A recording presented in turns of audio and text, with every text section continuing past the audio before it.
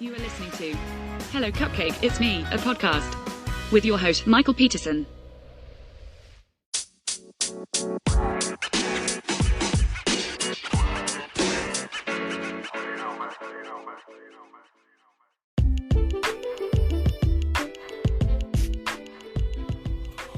Hey everyone, Michael here with Hello Cupcake, It's Me, a podcast. Today is February 8th, 2024, and thanks for hanging with me.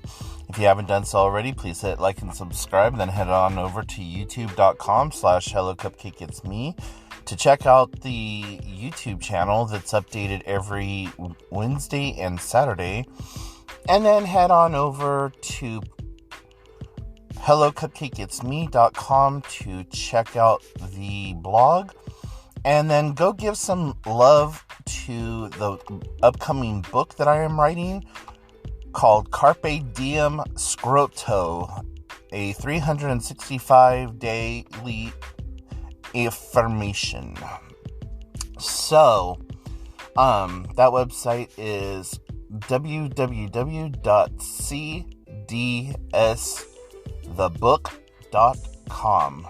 So, let's get right into it, shall we? How are y'all doing?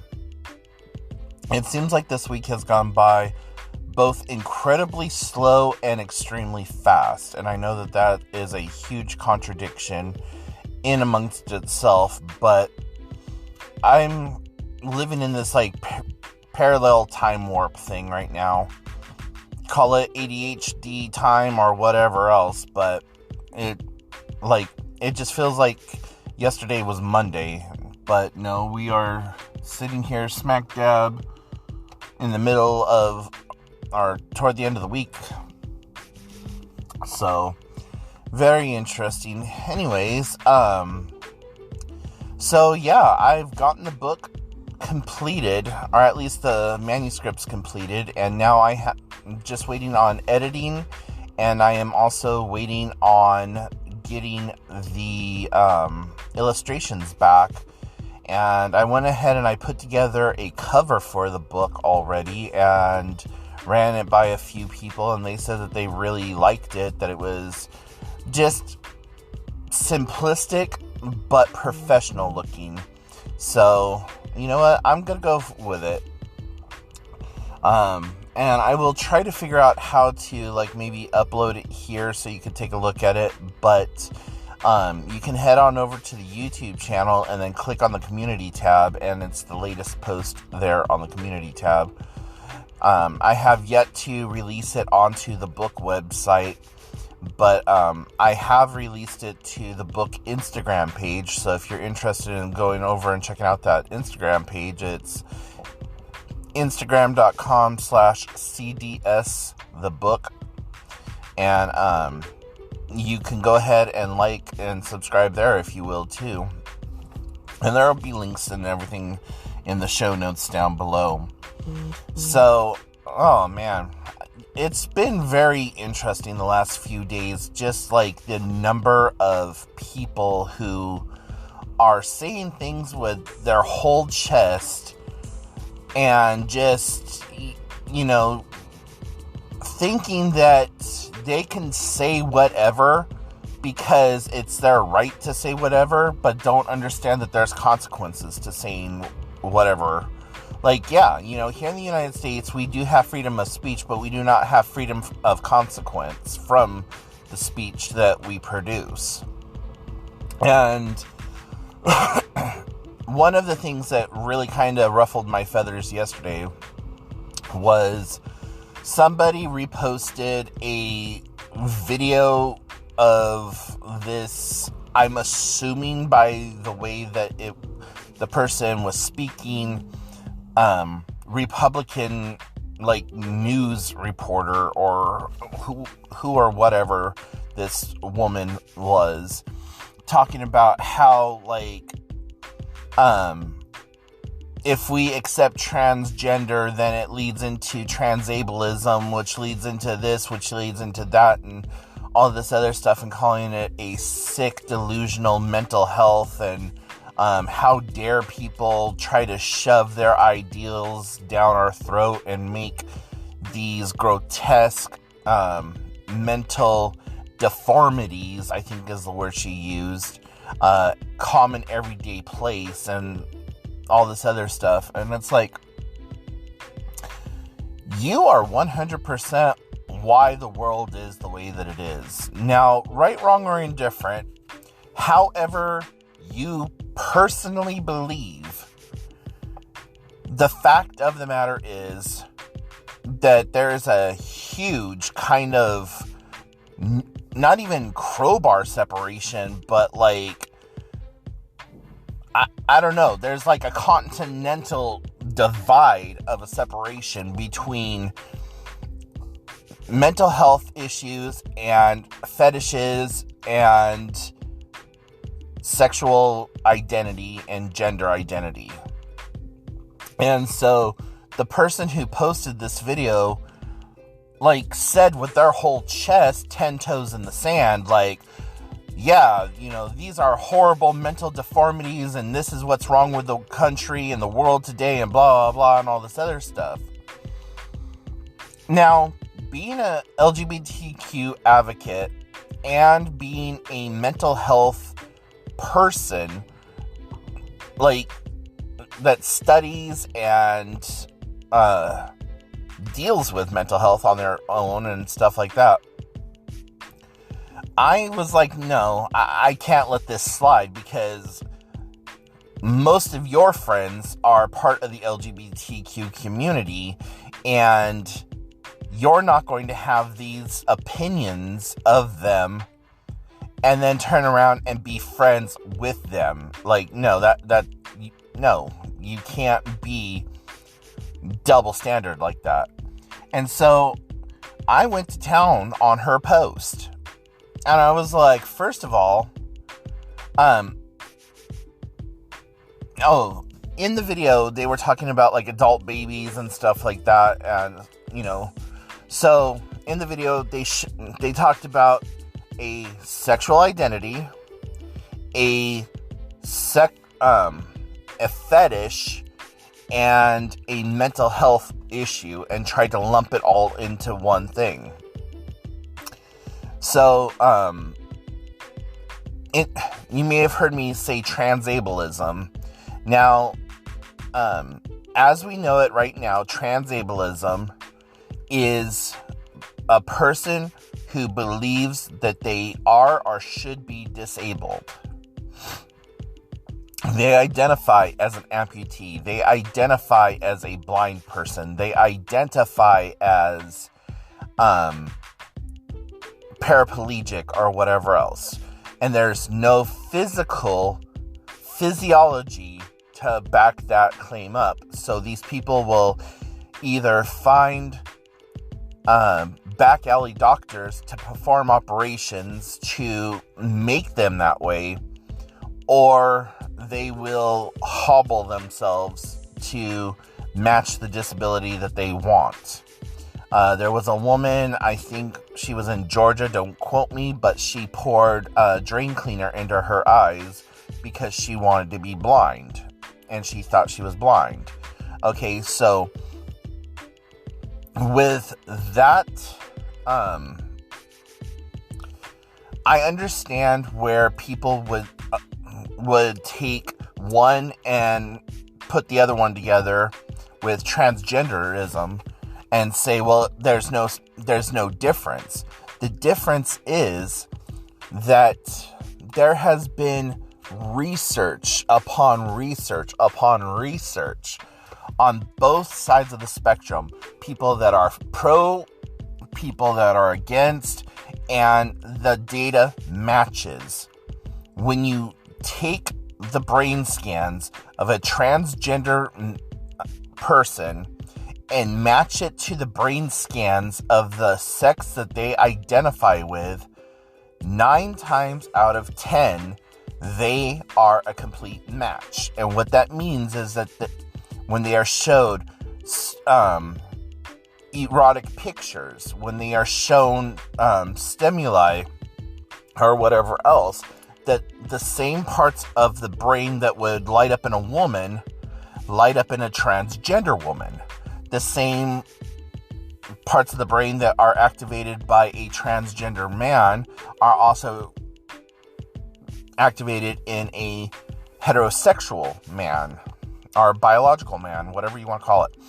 So it's like, yeah, we see that the psychology of it is there, and we see and we know that conversion therapy and pray the gay away type stuff does not work. That people end up just either living a lie and getting it where they can on the side, or they end up committing suicide. And then,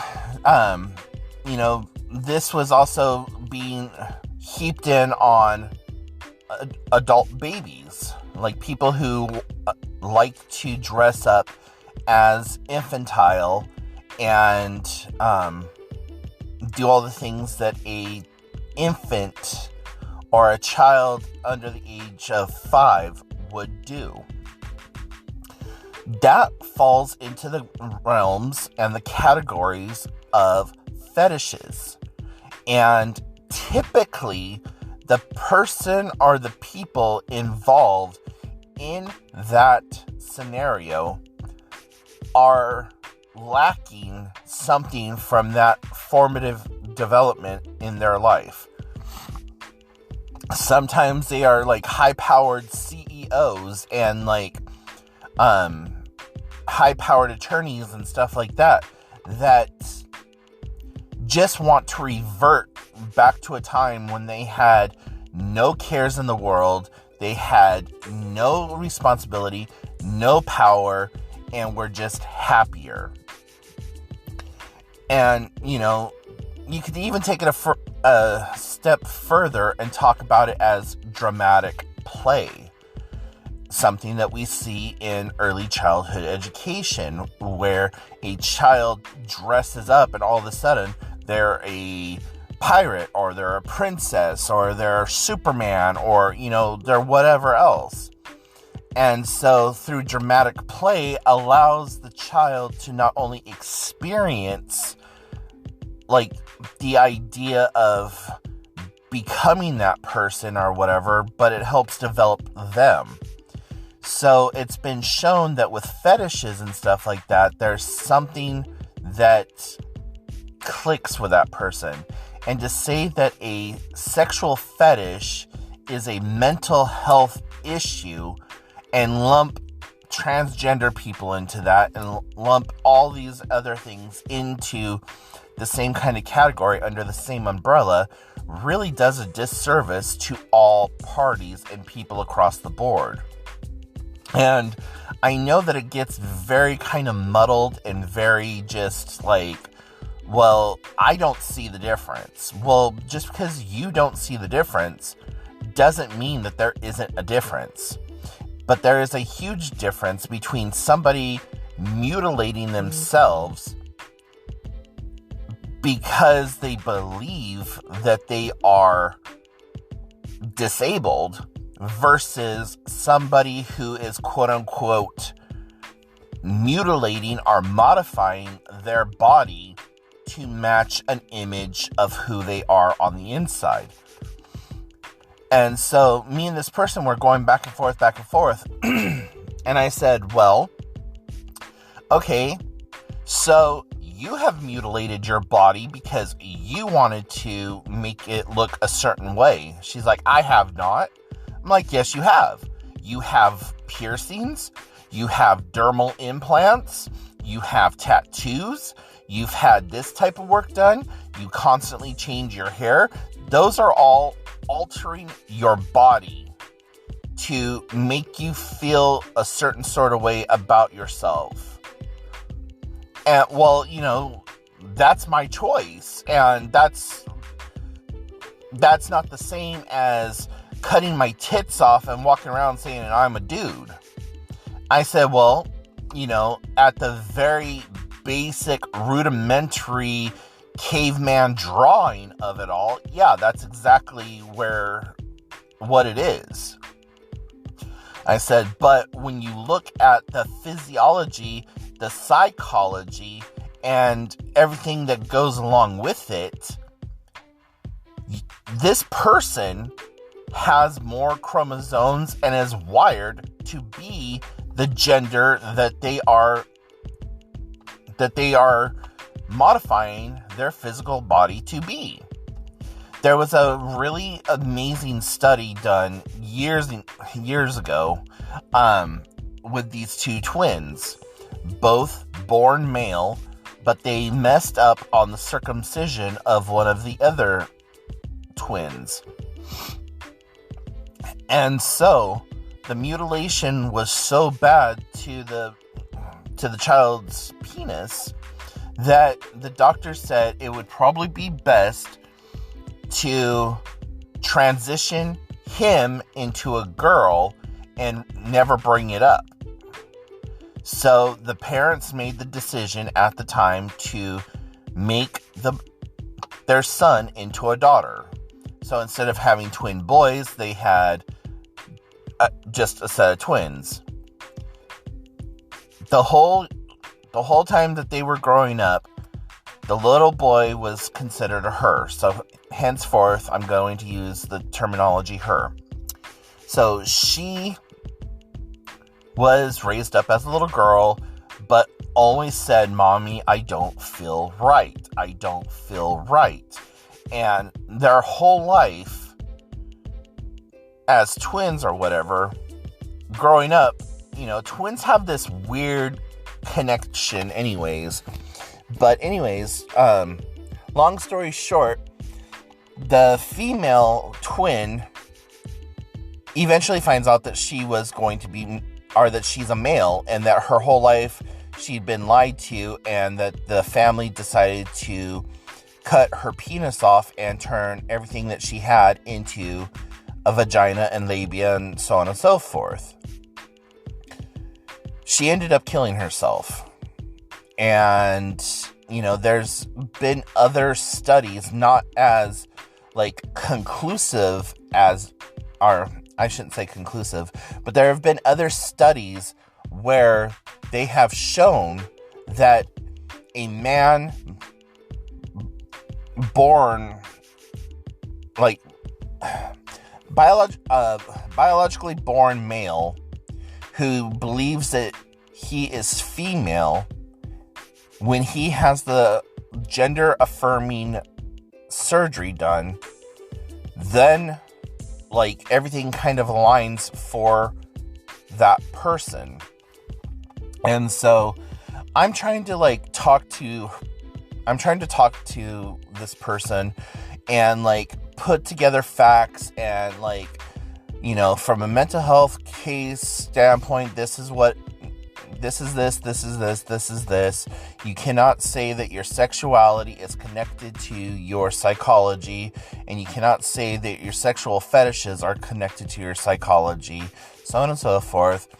Provided with a bunch of different links and information and even movies to watch about transgendered people, like Boys Don't Cry with Hilary Swank, which is the story of Brandon Tina, and things there's a couple of other movies that I suggested, and I can't think of it right now because I'm getting flustered thinking about the whole conversation and the way that it turned out. But anyways, so there was just this education that I tried to present to this person, and then they turn around and they're like, well, I still believe that it goes against God, and therefore in my book it's bad. And I said, no, you don't get to hide behind religion. This was a statement you made out of bigotry. Religion has absolutely nothing to do with it. It says nowhere in the Bible anything about homosexuality up until the 1950s, when it was published or republished with "Thou shalt not lie with another man as thou lie with a woman." But prior to that, it said you will not lie with your neighbor. Part of the whole 10 Commandments, don't covet your neighbor's wife, so on and so forth. And even then, the Bible was written by the people in charge and with power at the time to control the populace. The Bible, at its basics, should not be any more than a story with a couple of parables and possibly some, ideas of how to live a better life. But, people who cherry pick biblical scripture and quotes to weaponize and to utilize their,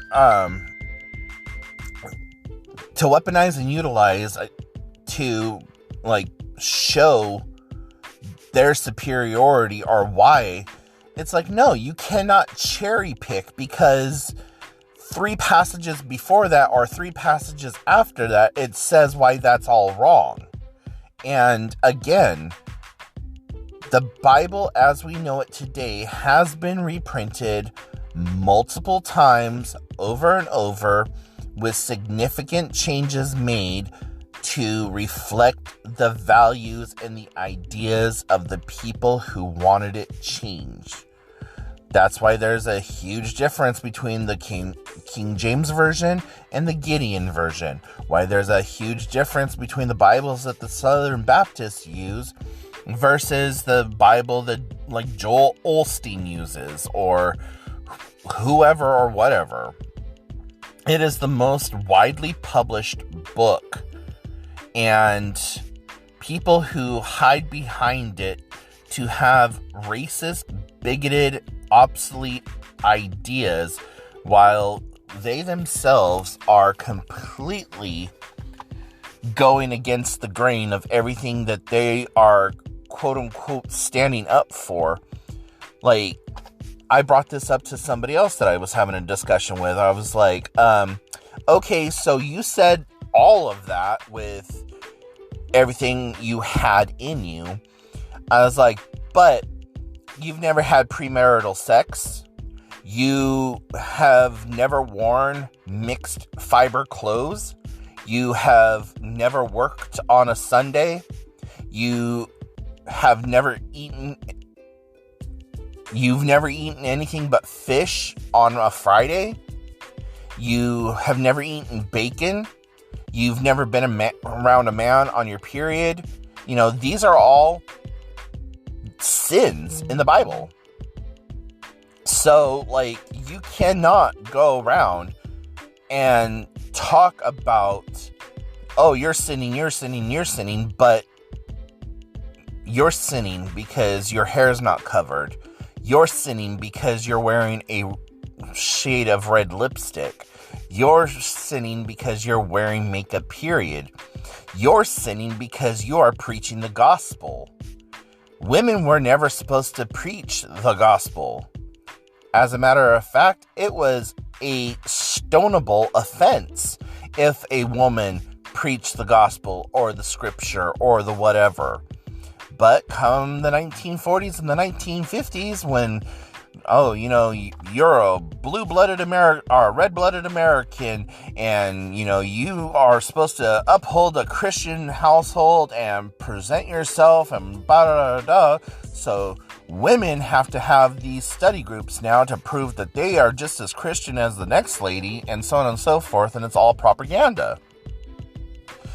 And now y'all know I don't like talking about religion, and spirituality and stuff like that, and I very rarely talk about sexuality and stuff like that. The reason that I'm bringing this up is that there needs to be a change in the dynamics and the way that we think and do things. There is absolutely no reason that in 2024 we should still have the same kind of rhetoric, the same kind of bullshit, and the same kind of obsolete thinking. And I 100% believe that the second that a politician or any person in government, doesn't matter if it's city, state, federal, whatever, anytime a politician says one thing about their personal religion, boom, they are automatically removed from office, because your politics and religion should never mix. Just because you identify as Christian or as pagan or as Wiccan, Catholic, Buddhist, whatever, should not dictate how everyone else acts and the voting that those people undertake.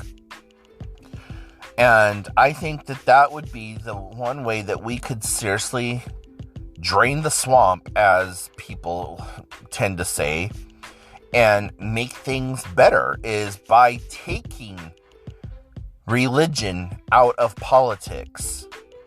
And there was a reason that Martin Luther, nailed that proclamation to the door of the church, saying that there's going to be a separation of the church and the state, that there has to be this going on and that going on. And, there needs to be, because religion is getting out of control, and especially when you weaponize religion. Oh, if you don't do XYZ, then that means that you're not of this or that God, therefore you're automatically a sinner. No, there was an entire pantheon of deities prior to the uprise of your particular religion. There are religions that predate human writing. Did they call it religion? Did they call it spirituality? Who knows? But we have evidence of these, spiritual things happening millennia before Christianity, before the formation of the church, before this, that, or the other thing. There was an entire universe before the advent of Christianity. Everything that happened in BC, still happened in BC. So, anyways, I'm done with that. I can continue to talk on this subject for the next 6 hours, but I'm not going to. So, needless to say, I had this big out with this person yesterday, and she finally just said, well, I think the way that I think, and I'm not going to change. And I said, that's great. And, I guess I appreciate that journey for you, but also understand that you have 3 children that very well could possibly be a member of the LGBTQ community. And by saying what you are saying, and the ideas and the thoughts behind what you are saying and doing, you could be drastically affecting them. And I just left it at that. So, oh my gosh, yeah. So on to something a little less preachy. I'll step off of my soapbox now. I downloaded a new game for my Nintendo Switch. It is Saints Row 3 fully unlocked. Got it for a really good deal. I got Saints Row 3 and 4. And I paid $4, and I had all the DLC for 3 downloaded that came with it. And I like it, but I just don't understand the gameplay of it so far. So I'm still trying to figure that all out. And outside of just doing some little back-end tweaking on my book, that's all I've been really doing lately, is playing video games and just watching TV and stressing out about things here and there.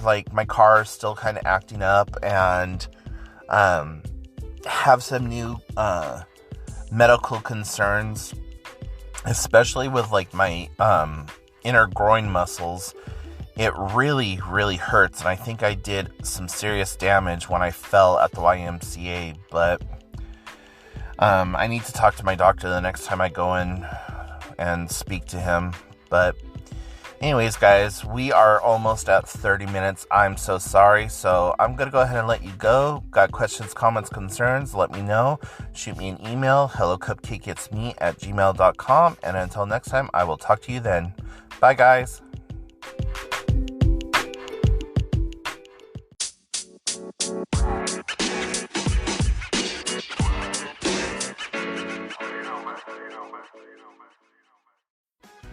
You are listening to Hello Cupcake, It's Me, a podcast with your host, Michael Peterson.